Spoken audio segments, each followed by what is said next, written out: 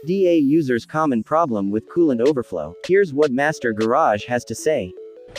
Mahirap po yan i-bleed. Hindi po yan po pwede na pag puno na yung radiator, tatakpan mo na, tatakbo ka na, mag-overheat po yan.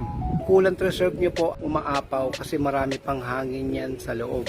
O, ilang araw po yan bago kumalma. Meron pa po yung natatrap na mga hangin sa loob. So paano gagawin? At may release nyo yung air pocket nya, i-cool down nyo naman siya pagkagamit. Pag malamig na engine, normal na siya, buksan nyo pong radiator cap overnight. So kinabukasan po yan, magdadagdag ka na ng coolant. So gawin mo lang po yun hanggat hindi po yan nagno-normalize. Yung almost kalahating baso na nabawas, yun po yung empty space na nawala sa loob ng system niya. So ibig sabihin may hangin pa yan. Kung ano yung nabawas sa kanya, yung ratio yun is 1:1 na 8. I-share na rin po ito sa mga DA groups.